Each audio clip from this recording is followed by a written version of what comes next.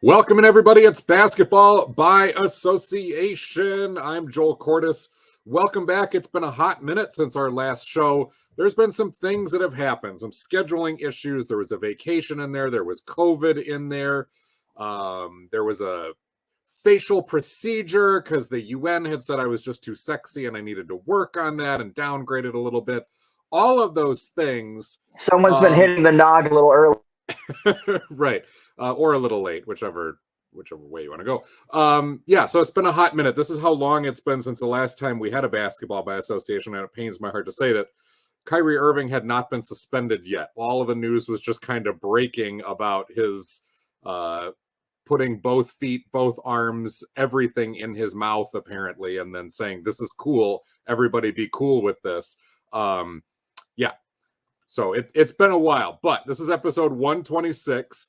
This is going to be kind of a Timberwolves-centric episode, but also a Pulse on NBA rosters episode. I'm joined by my good friend, return guest host on the show, Dan Lewig, joins us. Dan, welcome back. Archie Shea's got the week off. And we're going to talk some Wolves, which we have done already this year. Well, it's been not quite Kyrie Irving level of entertainment in Minnesota, but it has been definitely not the start that Minnesota had hoped for. As one of probably the biggest storylines that we talk about experiments in NBA happening in Minnesota, and more questions than answers yet, even from when we started, or bias on confirmation bias and what people thought it was going to be, where we are. Lots of things to discuss as far as, is this a new trend in NBA, or is this as bad as some media pundits thought it could be? Yeah, and you and I talked when the trade went down, and we put our concerns on the table. We're going to revisit those. We did see how it could work. We're going to revisit some of that. You and I did the Northwest Division preview together. Also breaking down kind of where the Wolves, maybe there was some progress in preseason and that sort of thing. So we're going to get to all that. Of course, before we do so, we've got to name the episode. It is episode 126. So we're looking at guys with 126 NBA playoff games under their belt. There are only two in NBA history. One of them, the perpetually underrated Jerome Kersey, who did a lot of his work with the Portland Trail Blazers in the 80s. I don't mean to disrespect Jerome Kersey, but this other guy is far less accoladed, far less heralded than Jerome Kersey was. Yet, he's a three-time NBA champion. And the fact that he has 126 NBA career games under his belt is truly inspiring when you know the circumstances around this guy's career. Because at the age of 21, after 3 seasons in the league, many people thought his career was over due to a devastating knee injury. But he came back after a couple years of fighting through it, bouncing around teams. He did get back into the league. He never averaged more than 10 points per game in any season, rarely was a starter, but bounced around, and eventually landed on and played a monumentally important role on those Golden State Warriors benches. He's a 3-time NBA champ. It is Sean Livingston, and I'm really happy to be able to have a career accolade for a guy who retired at 33, never averaged over 10 points per game, but really by what the pundits thought, what everybody thought, was out of the league at 21 and was going to be one of those even Penny Hardaway, Grant Hill type of stories of what could have been, Sam Bowie type of stories. So really cool that he made it through. He got those rings. He retired in 2018-19 with Golden State. So we're going to talk Wolves. We're also going to talk a little bit, not just a Wolves-centric episode, but this is a big topic that's been bouncing around at the national level too, because of what this means for NBA rosters as a whole and NBA style. There are certain teams, and I've alluded to this for over a year now, there are certain teams that now that the grain has become small ball and faster pace, and everybody's going that direction. That used to be the against the grain thing. Now a few teams, they don't want to swim with everybody, so they go against the grain to go big again. Nobody did that more forcefully or more expensively than the Minnesota Timberwolves, Dan Lewig. And before we get to all the things that aren't working and all the concerns, let's talk about the bright spots of what we have seen. My list might be a little longer than yours, so I'm going to let you go first, just not to tread on it, because it's not all doom and gloom.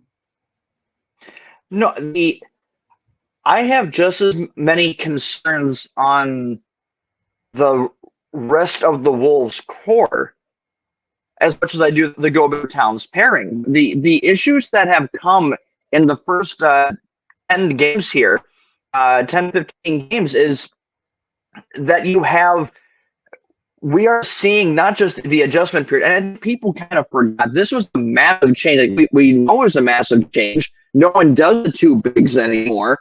And now you're putting these guys at the far, again, they're trying to do something different, and then there's putting it on steroids, doing it at the Minnesota Timberwolves level. That takes adjustment time. And especially some of those, you're redoing everything that you did defensively around him, and also not just in the addition but the subtraction. People did not understand nationally what Pat Beverly and the rest of that group, the hustle, the defense, what they brought to last year's team. They were the embodiment of the scrappy team that made it to the playoffs last year. Then you take the heart of that out, and you're doing something now different. And that has made a difference, especially to those who are already there, right? So Cat and Edwards and D'Lo, the energy level and consistency that Pat Bev is the one that made sure that was there night in, night out. Without him being there, you have young kids that are still not mature in this game, and there's no excuse anymore for Cat, no excuse for D'Lo anymore. But the thought was Edwards was ready. He was going to put in a different effort than the others. That hasn't been there. And so the biggest problems have been not only the adjustment, but the immaturity of what's supposed to be professional players at this point, already understanding not their first go around in the NBA, what it takes to win at a championship level, and they still keep playing entitled, as if they can boast on their talent versus, guys, you haven't accomplished anything yet. So I don't get the disconnected energy level, but as far as the pairing, getting to the point of the concerns of what you have with this, I chalk it more up to adjustment time than I do with anything else. I think Gobert has been frustrated at how long it's been, how adjustments been going. It's been visible on the court at different times, and that's not good right now. But I'm less pessimistic, less concerned about that fit yet, because I just don't think we have enough time within it versus the last game, where if you would have talked to me before Thanksgiving Eve's game, I would be more pessimistic. I'm actually more optimistic after the Pacers game, because that's it. That's what they can do. That's what's possible. That's the script. And they finally have one after 15 games. So, yep, this is what we can do. This is what we thought we could do with that. It's not perfect yet. Everyone was clicking. Everyone was firing on all cylinders. They finally showed what they're capable of. And now I'm very curious to see the next 15, to see, is that the stepping stone? Is that what finally gets this moving in the right direction, or does this scale back? And I'll say my concerns are less about that pairing yet, and more about, again, the consistency of Edwards and specifically Cat. So it's more about what they gave up and are missing than what they got in return. Is that fair to say? 100%. So I sat down, I rewatched yesterday the Pacers Wolves game. Yes, there's a lot of positivity, and I'll hang my hat on some other positives here before we get back to the concerns. Minnesota's 10-8 at this point of the season, so it could be worse. A quality win against the Pacers team that's not supposed to be a quality opponent, but the Pacers were 10-6 going into that game, and have beaten some quality people. So they are more than a game opponent, especially at home.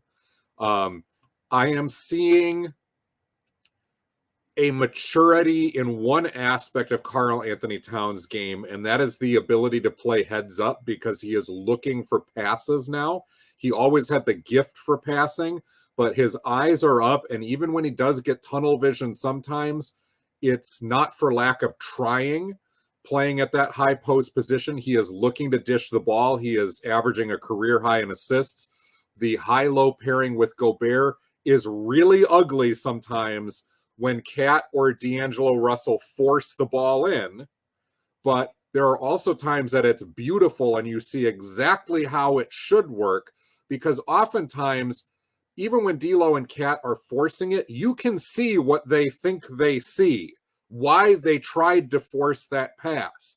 And I will say this, 8 times out of 10, while the pass was iffy and risky, the fault lies on Rudy Gobert for having stone hands when trying to catch the ball.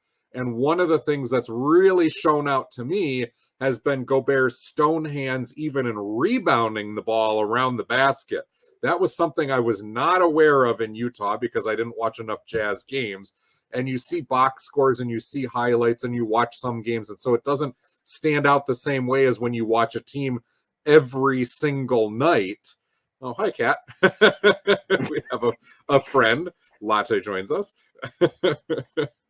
She's decided that you're too captivating not to listen to. I knew it would happen. I just knew it. But that's more of a concern. We'll get to Gobert in that. So I see what D'Lo is attempting to do with numerous pocket passes and numerous alley-oops that are there, that are the right choice, that sometimes do work, and then sometimes just don't, because maybe the Chris Finch game plan or the D'Lo game plan is get Gobert, get him situated early, get him engaged early offensively, will get everybody else going, and this is the way it's supposed to work, that when the defender comes over, I can just lob this into the dunker spot to Gobert and he's going to get it. And like I said, it gets ugly at times, but I think there is a lot of room for improvement there on the chemistry side, and the fact that they're working it, and maybe the fact that they're even forcing it a little bit is okay. They're making that effort to get him integrated. I'm okay with that. And defensively, I don't see Karl Anthony Towns completely checking out, playing with bad posture, bad body language. It's not great all the time, but I don't think it's a massive step back from where it was last year. And the fact that he is having to guard power forwards now, like, we're going to get to this, and I know you will rail on this. There are still plenty of stupid Cat decisions and lazy Cat things going on. But I do see effort being made, and I see it from D'Lo as well. In the Indiana Pacers game, he was matched up with guys who were going to go at him, who were going to try to score, and he hung in there and continued to battle even when he made mistakes. I shouldn't have to make these backhanded compliments, like you said, to professional NBA players on a team that now is talking about championship contention, but I am. And as I look at the rest of the rotation, this is kind of my last positive. As I look at the rest of the rotation, I see a roster that still on paper works and on upside works. You have conceivably just about everything you need. You've got shooting. You've got guys who can break down the defense. You have plus defenders. It's not just Gobert, but Anthony Edwards is supposed to be a plus defender. Kyle Anderson and Taurean Prince are plus defenders. Naz Reid has come a long way in that regard. Austin Rivers doesn't look right. He looks like he's still hurt and can't move, whatever was going on last year. And I don't know if it's age or it's an erosion in skill, but he does not look right even just running down the court or trying to slide. He's supposed to be a plus defender. I don't know what they're going to get out of Austin Rivers this year. So, again, 10-8. Could be a lot worse. That's not what you give up 4 first-round draft picks and switches and swaps and guys who were key rotation players. And I want to hone in on something that you said because it's absolutely true. Last year, you and I pointed out how the Timberwolves had a nice dichotomy of a couple of guys that they knew played with kind of low or inconsistent motors.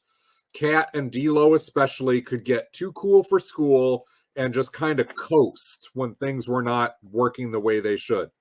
And the Wolves balanced that out. And Jaden McDaniels was guilty of that last year, although I don't see that out of Jaden McDaniels now. We'll talk about him. He's a major plus, a major, major plus. But McDaniels was guilty of it too. But you have the offset there of Jared Vanderbilt and Patrick Beverley, who played with a high motor at all times. And you had Anthony Edwards, who played with a very high motor last year. And that youthful exuberance motor and that I want to prove something motor and I want to be the guy on this team.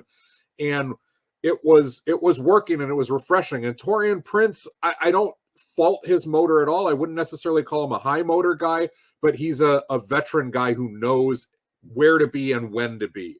And so you have this nice, again, balance to kind of keep Cat and D'Lo revved up most of the time, because I think if you get them emotionally involved in the right way, their motor comes along with it, right? It's when either of those guys get frustrated or a little disconnected that the motor winds down. It's way too easy for that to happen. So they have that balance. And now you get rid of 2/3 of the motor pool, essentially. And you don't have that guy who flies around on both ends, even when he makes mistakes in Jared Vanderbilt. And you don't have that guy who is just constantly chirping and barking and is so into the game that you can't help but follow along because you don't want to get embarrassed by him chewing you out when you don't do it. Anthony Edwards was supposed to be able to carry that mantle. And Rudy Gobert is a multi-time defensive player of the year, first team all-defensive player, multi-time defensive all-star, all that stuff. But Rudy Gobert is not actually like a real high motor player, right? It's a high amount of defensive skill. But he's more Taurean Prince. Mm-hmm. And how you described him. And when you watched Gobert in Utah, though, there were ways to take him out of his game and to get him in his own head and to get him self-centered on the Rudy Gobert experience and less on what was going on. It was one of the knocks, and it was one of the things that you could notice even if you didn't watch Utah Jazz games all the time. So I think you're hitting the nail on the head that the concern is somewhat around Gobert, who has not been as good as advertised, somewhat around the high-low pairing, which we knew would take time, but actually doesn't feel like it's really that far off for 18 games in. But you look at everything else, and let's focus on Anthony Edwards for a minute here, because career high in scoring. Yeah, go ahead. I want to come back to Edwards, but just to highlight what you were saying from Gobert, I think this gets lost in this because I've never heard this talked about. You mentioned how there's ways of getting in his head, right? You can get him frustrated, get him going. You don't think he realizes he was traded for 4 first-round picks, all the stuff within it, all the pressure that goes into that? You don't think that he realizes that people are questioning whether or not, like, how foolish that trade was or how good he is, especially with all the questions that were there about he's good in the regular season, but he can't cut it in the postseason. He's not a difference maker. He's now not you a put real all that number into two. He's not a real number two, is what they said, right? And you put him now in this situation, all the pressure on. You don't think that he's playing with and it happens everywhere. With a guy that goes to somewhere new, they want to prove themselves regardless of how good they've been. They have that added pressure to a guy that can get in his own head. And we've seen more of those moments from him in the first 15 games here than what you normally see from him. He's normally more cool, calm, collected by and large. There's moments that you can see where it comes up. More of those moments have come up now than before. And I think that's a big part of the pressure that goes into that. And so I think he's pressing himself as well, which is getting him out of his game and you add that to taking away because he's supposed to be the guy that cures all ills defensively, but the Wolves have been getting trucked defensively in many games here. And everyone, it's just compounding the problem. That's why I'm saying I think the biggest thing that's there is time that can help get this going. All the reasons why the struggles that have happened make sense for the factor of the high energy guys on Gobert trying to make the pieces fit, and then Gobert in the just in his own head for trying to too much pressure on himself. It all makes sense how this lined up.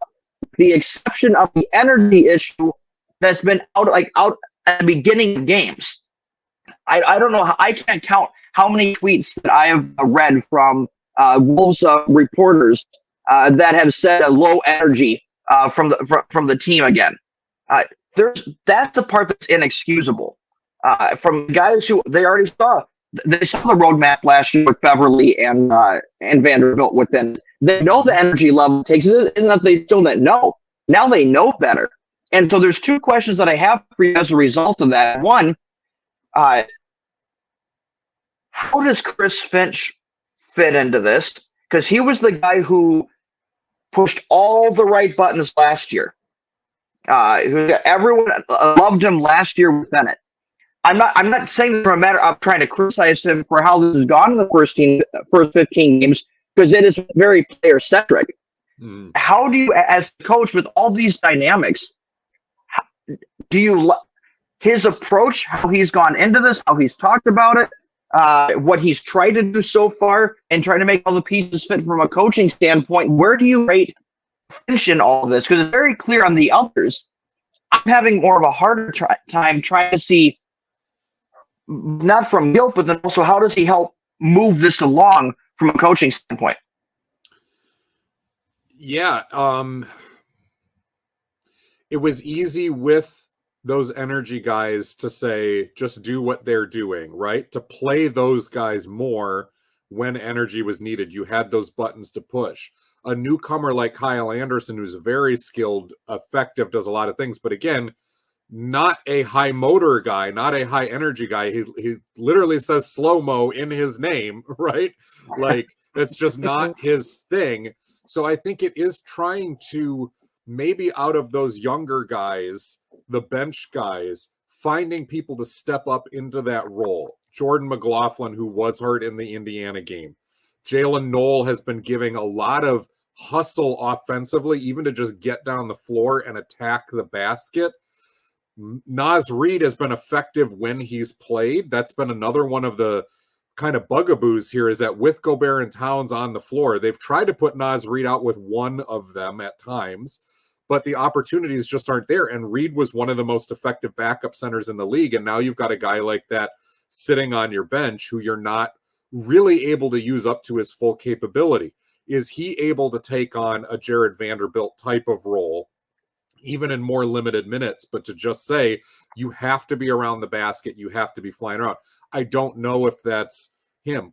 You know, we'll talk about the go forward stuff, and Finch is going to tie into this, but I think Finch's fire has to come up a little bit too. Finch is a very even-keeled type of guy, and that was one of the positives about him and the hallmarks. And I think last year with that locker room mix, it was all cool because, again, you had the guys that were amped up. You had the guys who were going to follow along in the right ways as long as you led them. And you had Finch as the steady hand who was just, in everybody's ear, but making sure that they knew, just a very professional way of going about it.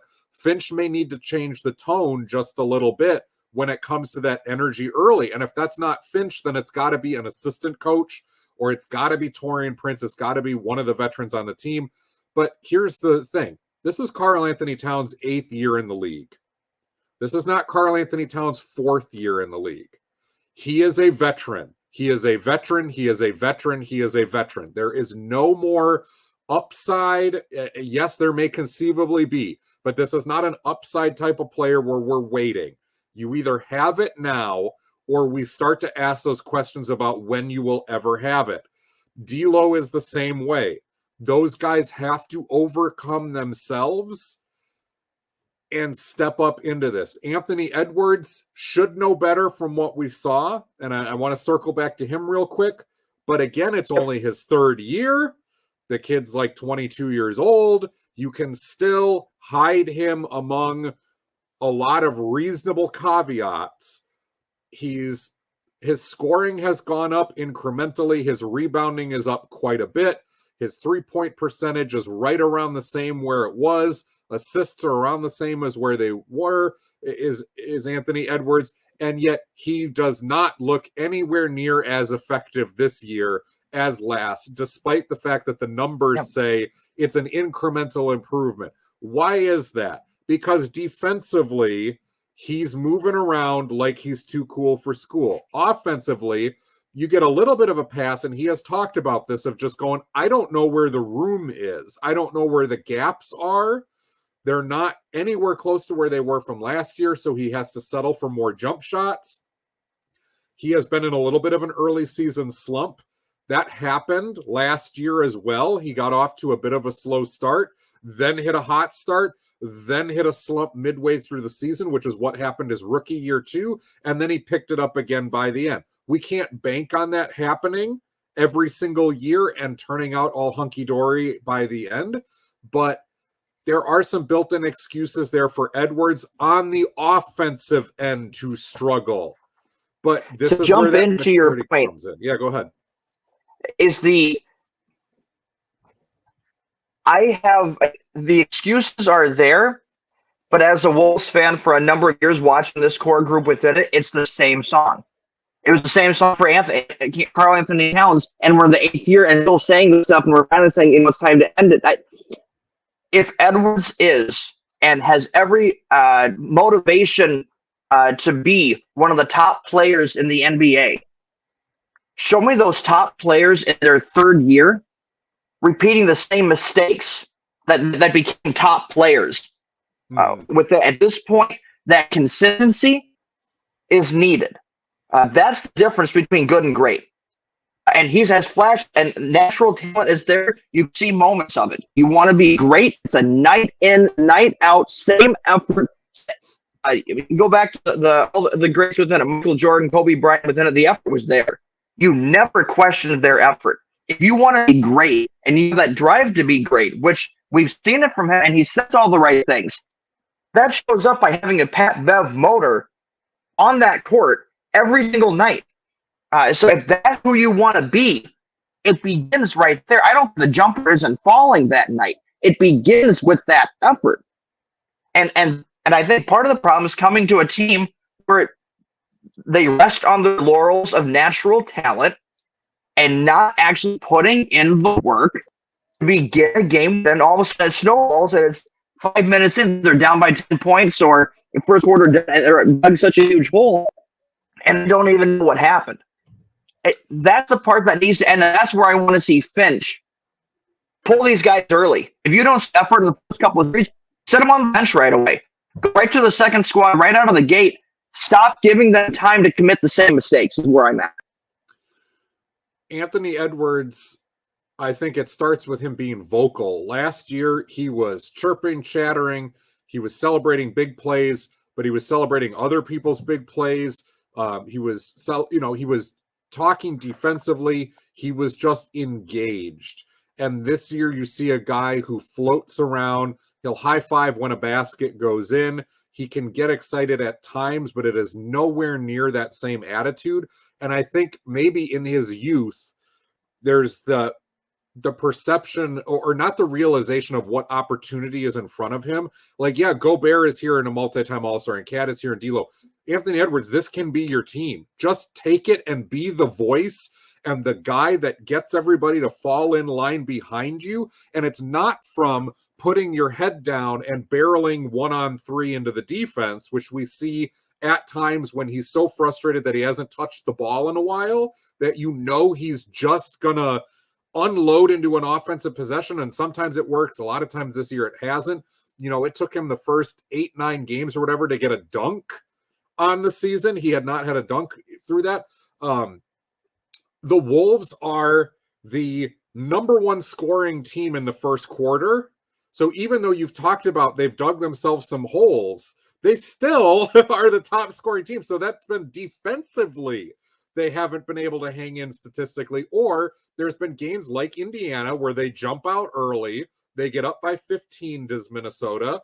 And even the opposing, I watched the Indiana broadcasters last night. Even they repeatedly kept saying, this is a team that will let you back in. Just keep fighting. This is a team that will let you back in.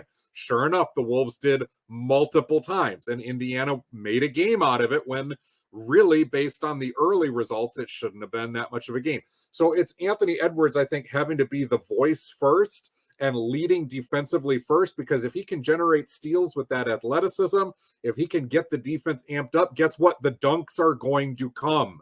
The transition dunks that last year were pokeaways by Pat Bev and Vanderbilt and other guys that were engaged that turned into runouts for Anthony Edwards. That will come. And the three-point percentage, which, yeah, it's about the same as last year, 35%, but you go, man, Edwards is too talented to be shooting 35% from three. It's respectable-ish, but for a guy who's going to take that volume and a guy where I know he's in a slump, I know he can be 38, 39%, hitting over 40 by next year. Like, we can do that, but get him out in transition. That's going to start in that defensive end. And this is where, too, Gobert, you hung your hat on defense. Everybody's concerned about the offensive fit with Cat. And to their credit, to the Wolves' credit, I have seen a very subtle shift away now. At the beginning of the season, it was, we're going to establish Gobert. We're going to get him comfortable in the beginning of games and at the beginning of seasons. And there was a lot of force feeding. And they have dialed that back substantially now to say, oh, yeah, wait, the Utah Jazz never really ran plays for Gobert. They ran pick and rolls for him, but they didn't run plays for him. He's not a good post-up guy. He's got a move or two point blank, but those moves are best when he's got the offensive rebound and then goes right back up with it, not where he gets it in a traditional, Joel Embiid, Nikola Jokic type of way where it's entered to him. Then he's got to make a back down and a move and then go in. It's got to be quicker than that. So let's talk about like the go forward plan for this team. That's more or less where the last of optimism that I can share on this as we move forward is, you would think by the way that we've been talking that they're 5-10. Right. At the end of all this, all the things, nothing has gone according to plan. Nothing has gone well at this stage. We talk about one game where things look solid, right? Out of all of this, it's been one game. They're 10-8. Right? If this is the worst, if we're saying this is the floor, the ceiling on this team is still as good as advertised. If none of this is flowing well within it. If they are at 10-8 when things are not looking good, when not pretty basketball, you have to be optimistic about that, right? Because at some point, you do expect the ship to get righted. These are things that look like guys that are just not in sync. They're not used to playing together. They're not used to the changes, stuff within it. That's going to change with more games. If you're 10-8 at this point with that at least from that standpoint makes you more optimistic. You want to get Gobert into games, you dial it back, and then you have D'Lo, who's excellent pick and roll. Give some scripted plays for the two of them to get into a rhythm in some parts with it, and move on to other stuff. You don't have to make him a focal point offensively for him to be effective with that. So there's things to like, but that's still, in all of this conversations we've talked about, one of the more dynamic stories in the NBA this year is the biggest trade that was in the offseason, right? So talking about the fit and everything together makes sense for what we've done, but it still doesn't address the elephant in the room, right? If you talk about moving forward, you still have the grand experiment, right? You still have Cat and Gobert, and I haven't been able to watch as much as I would like. It was a couple of games I had a chance to see. I was watching at the end of the game. I wanted to see when would they put both of them in together. They don't play that often together. So when it comes down to those crunch time moments, how well does that work? And my gut says they want to build that up to something they do more as the season goes on. But it's still a grand experiment. At the end of this, I would still say more than not pessimism. I just don't think we've seen it. I still think it's incomplete. we don't have a grade for this yet because we just haven't seen enough of it yet. That's where I'm at right now. Where are you on that potential pairing with Ben? There's nothing that I've said. Great, this is what's going to be there, right? You see the hope saying 10 and 8 at the floor. Like, okay, I see that. You don't even have that yet for the two of these guys together, right? Last year, the Wolves were 24th in points allowed at 113.3 points per game. That was at the end of the regular season. This year, with Rudy Gobert and all that they've traded, they're 16th in points allowed. So you jumped 8 spots, but you're still bottom half. And oh, wait, they're giving up 113.7 points per game. So it's just the arithmetic has changed a little bit. I will say this, defensive rating last year, they were, I believe, like 18th, and they've jumped 8 spots. Again, they're 10th right now. So defensive rating, a lot of times people will say more effective, more important than just points allowed per game because there's a lot of pace, noise that gets involved there. So you can say Minnesota has moved into a top 10 defense despite not having Pat Beverly or Jared Vanderbilt. The eyeball test does not support that, but the numbers are sort of headed in the right direction when you talk about things to build on. So can you talk? Go ahead. Real quick, there's a reason for that. It's not the Gobert effect. It's the McDaniels effect. He is routinely guarding the best player on any team. And I just saw the stats, like the last 5 games of guarding like players within it, lower than average for what they normally do. McDaniels is having an impact, and to their credit, as much as we don't see, this is still a grand experiment, and we don't know where this is going to fall on the biggest pieces. They were laughed at for saying McDaniels was the untouchable in this. Mm-hmm. We've seen in the first 15 games exactly why he was untouchable to them as that last big young piece that they have for what they were going to be giving up and not having draft pick for a while within it, that this was the guy they felt that they were going to reach their ceiling. They needed him on this team, and you're seeing why already. Absolutely, and I'm glad you circled us back to that. McDaniels, the length and mobility paired with that length make him a really solid defender in training. The technique is going to continue to get better, but you see that all of the foundation is there, and the technique is not bad by any means. Like, you can see improvement from year to year. Now he's knocking down threes. In that Indiana game, he was cutting back door a ton and getting dunks. We've been seeing more and more of that, of him understanding where he can fit. And it's like, oh, wait, if McDaniels can cut back door to get dunks, Anthony Edwards, there are gaps. It's just you're not going to get the ball first. You're not going to get the ball first and make a move and score. Be moving without the basketball. And that's what we're not seeing out of Anthony Edwards. So in some ways, you have McDaniels who, no, he's not the athlete that Anthony Edwards is, but he's darn athletic. And Anthony Edwards might want to take a look at what McDaniels is doing and kind of piggyback on that and go, all right, you're my guy, McDaniels. Like, it's you and me are going to be the defensive heartbeat of this team. And we're going to have Gobert behind us doing what he does, but we're going to lead this charge, and D'Lo and Cat can get their points. But I know if I'm Anthony Edwards, if I start leading the defensive charge and I start cutting back door, I'm going to be scoring a career high in points and saying it's my team and get right back into that conversation of the league's top rising stars instead of a guy right now who's just kind of hangdogging it out there. You know, you talk about the path forward. That's what it is for those two. Let's circle back to the Chris Finch question. D'Angelo Russell is not career low in points, but it's been since the beginning of his career. The assists are down. You're like, okay, his scoring was going to go down. We knew that with this team. The scoring would go down, but assists should go up. They haven't. I don't think that's for lack of trying. I see D'Lo trying a lot to get people involved, but the chemistry just isn't there. Defensively, like I said, I'm not going to bash D'Lo because I see the effort, but I can't praise D'Lo either because he's just not a good defender, and we know that. At what point do you look at that starting lineup and go, we consistently over and over and over again run more efficiently with Jordan McLaughlin at the point guard position? And I know we're trying to get the D'Lo Gobert pairing working, but Gobert can continue to start. Let's try J-Mac in there.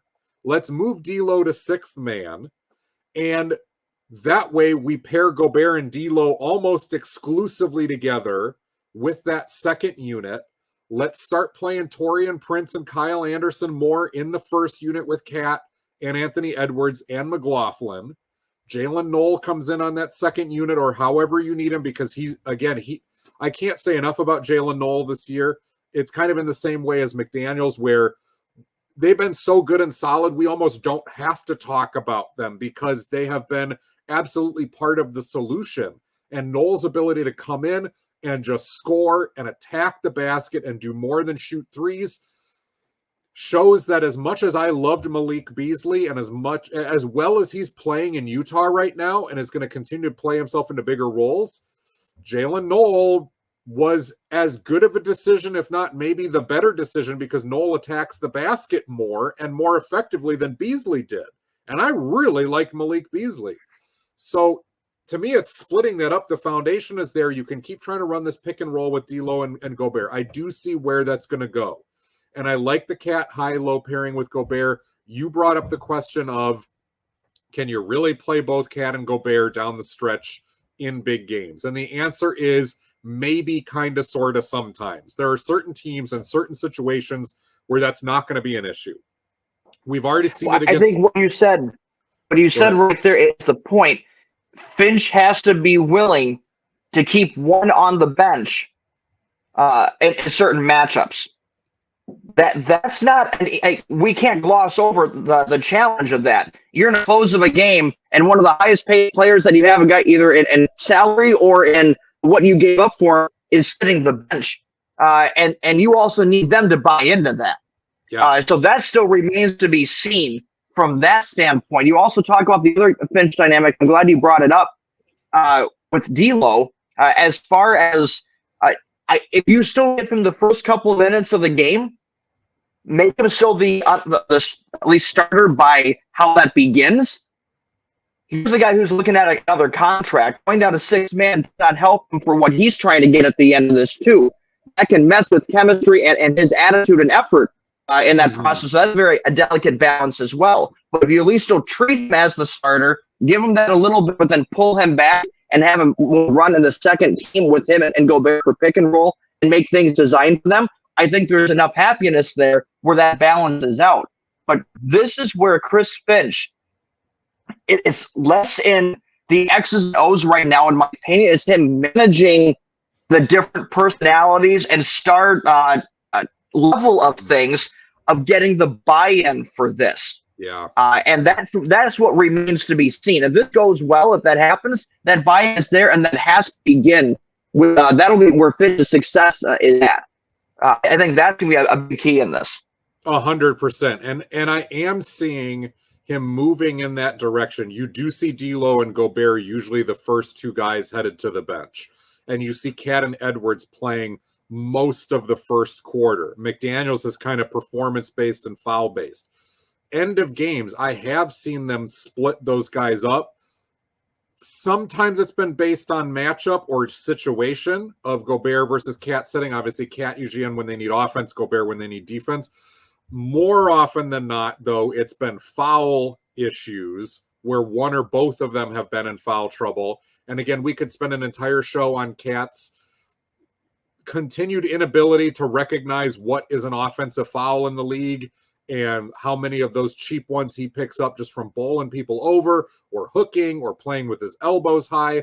And then defensively, I have seen fewer stupid hacking fouls from Cat, but they still exist. Agreed.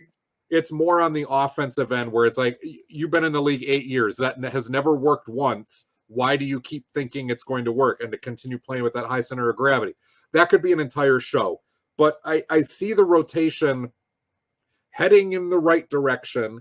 I see the pick and roll in the right direction. I see the personnel, but there is a secret side of me that goes, okay, the Lakers suck right now, and Pat Bev is not playing well there. Now he's suspended for 3 games for shoving DeAndre Ayton. But he's career low in shooting percentage and 3-point percentage. He's not playing well at all. Unless there's something about the locker room dynamic in Minnesota with Pat Bev that I'm unaware of, that maybe he really wore thin on guys by the end of the year. There were a couple of moments during the Memphis series and after where I was like, man, Pat Bev is really making this all about him. Like he is really gloating and basking in the moment, and that's okay. But dude, you're the 5th starter out of this team, and you can be the voice, but as that veteran, you got to know not to make it about you. And I saw a few things where it's like, man, if he comes back next year and he's talking about himself, and he's the guy that's showing up on ESPN, First Take all the time, and he's the guy that's jumping up on the table.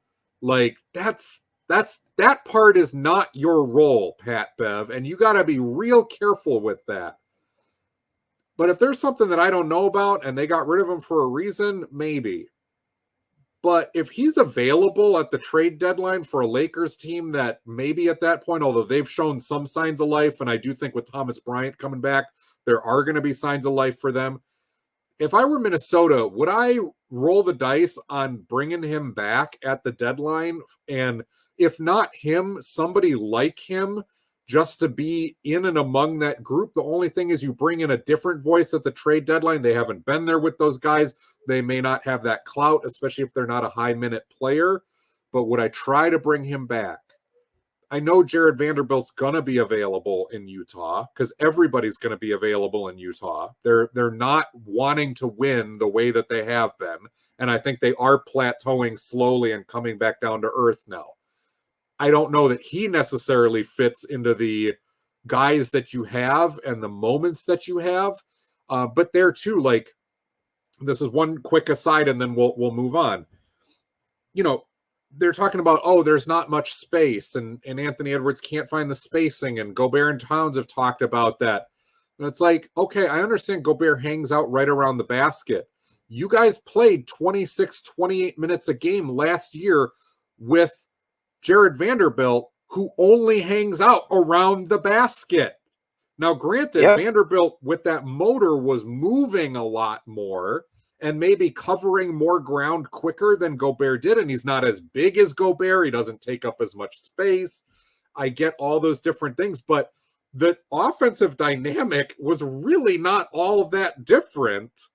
And so the spacing beyond guys maybe just not knowing where to be, or the scheme is not all that different either. So there again, I chalk that up in the category of this can work.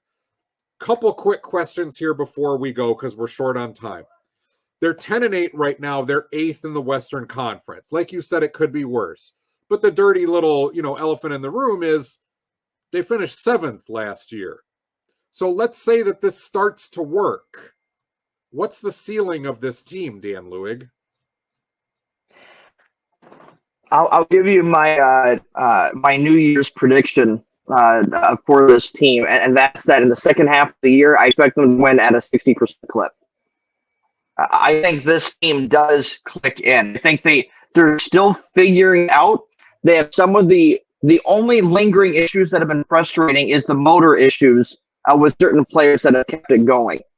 Everything else, there's too much talent to think that they're not just going to figure this out at some point.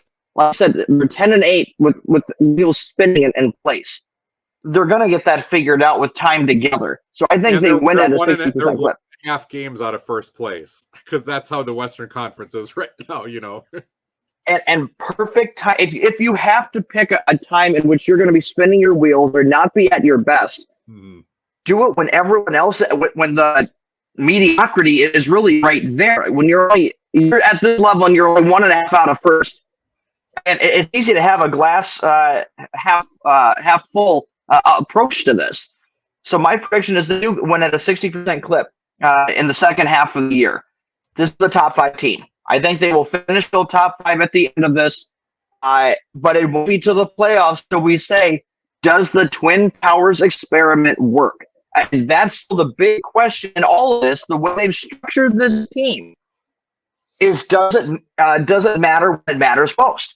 And I do believe that this experiment is being watched not only honestly for, because it's anyone looking at trying to do something like this. The Wolves have done it to the extreme. Mm-hmm. But I think this either brings down a franchise that took a big swing, or here's the new trend. The NBA has been waiting for a next thing to go into. We're kind of in the spot where things have been stagnating a little bit for how the approach has been to build teams within it. Not that it's bad, not that it's wrong, or not that it's not working, but everyone's always ready for the next big thing. If the Twin Towers can work, if the Wolves win in the postseason, if they make it at least to the conference finals, you don't think someone else isn't looking at trying to put together a second big to see if they can go into the grain, or also make that the new trend within it?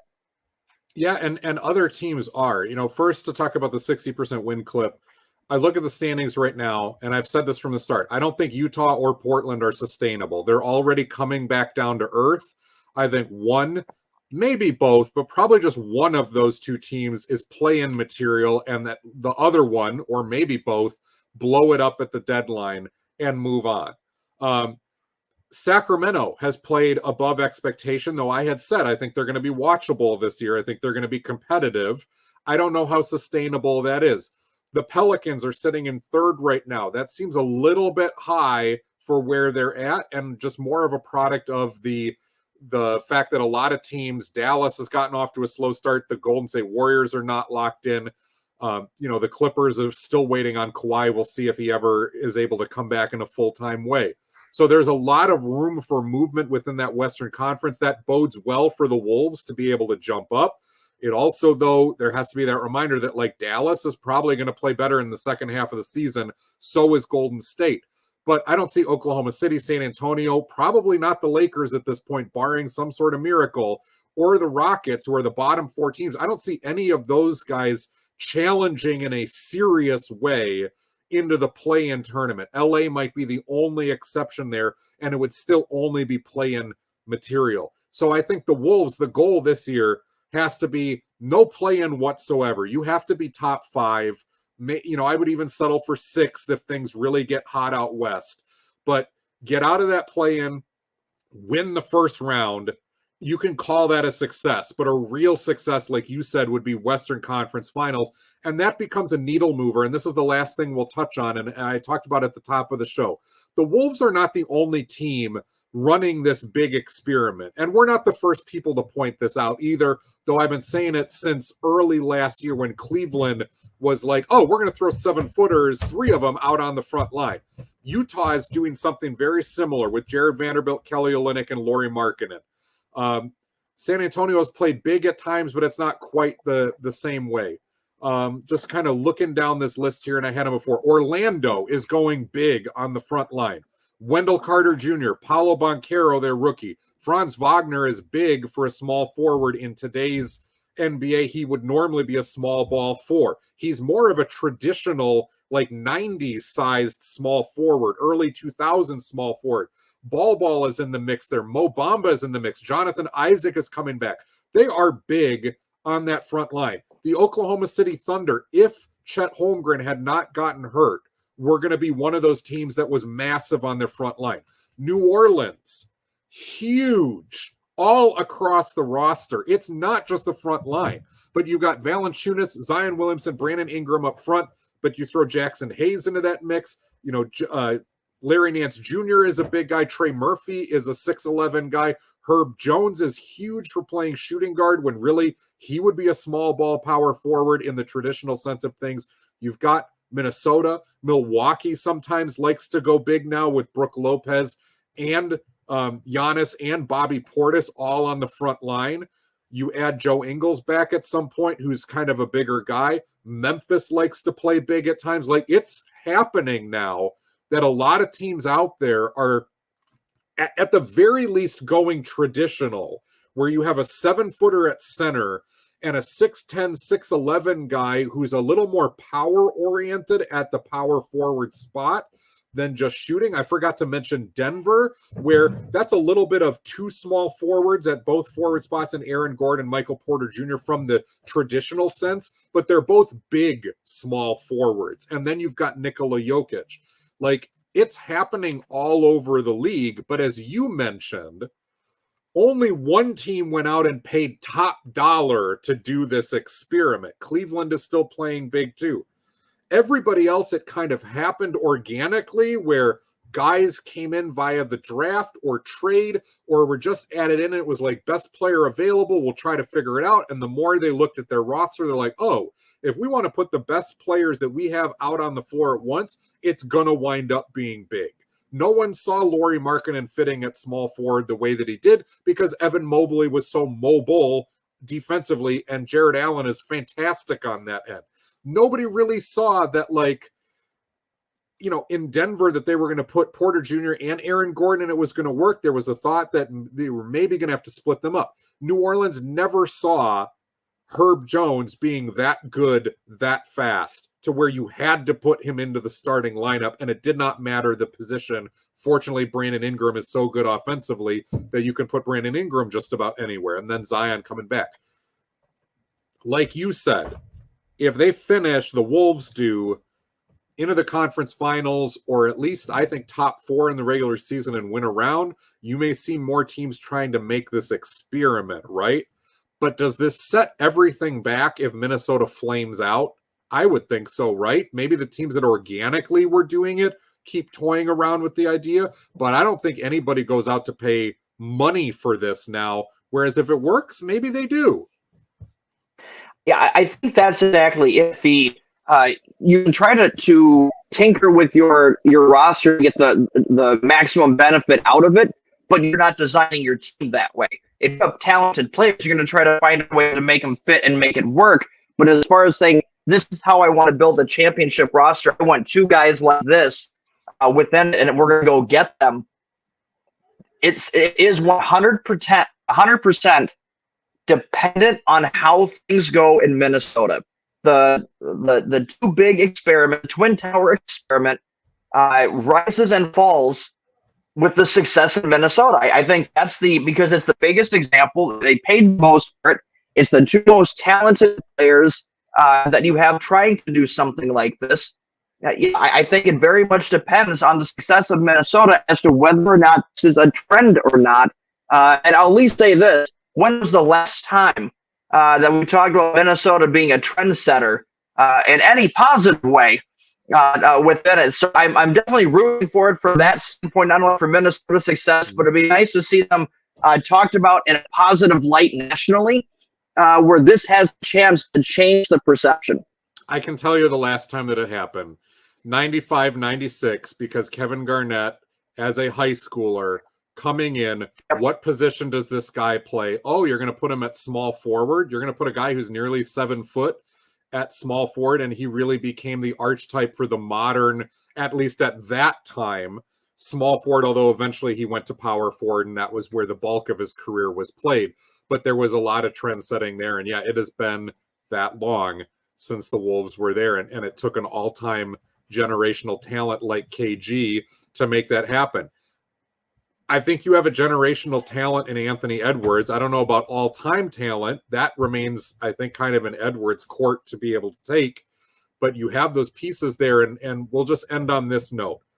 I don't foresee, barring like major injuries, although major injuries on this team might, not that I'm wishing this, might have a way of actually sorting things out and forcing them into one way and opening things up. I don't see that happening, but barring like multiple major injuries, I don't see the Wolves being worse than they've been, which is passable and slightly above 500 and a play-in tournament team, maybe even the 6th seed if the West continues to be kind of a quagmire of parity. That's not what you paid for, obviously, and that's not what you want, but that's not full-blown disaster level either, because you get yourself into the playoffs for a franchise that needs to be there and stay in the playoffs now for a while. And like you said, the upside, I don't see it as championship contender. We're not there. Like, something would have to break incredibly right. And even if the West is that far down that somehow Minnesota hits on a hot streak and is able to make the NBA Finals this year, there are too many Eastern Conference teams who have been there and done that waiting for them, that a Milwaukee or a Boston, or even like I remain convinced that Philadelphia could make it happen, although time is running out for that to actually be a thing. There's an Eastern Conference team there that's standing in the way. So I do agree with your upside that like top 4 team and win at least a round, maybe 2 rounds if you're really clicking. That seems reasonable. And that seems like a great place to build on, knowing that Edwards should keep getting better, McDaniel should keep getting better. And next year, you would know how this team plays and what maybe little finishing touches you need to put in there, and whether D'Lo is even part of this equation or not.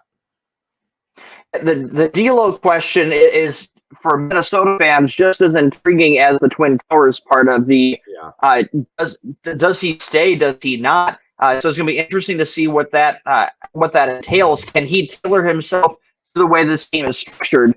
That's going to be an interesting question. But then anything higher than what I predicted for this team is there's only one path forward, one path to finals, one path to victory that way. And that's Anthony Edwards becoming a superstar this year. That's it. And honestly, that's still the same for next year. A two-way superstar, right?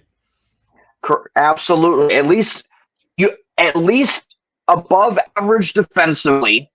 You're not a sieve. As solidly above average, elite offensively that can take over a game.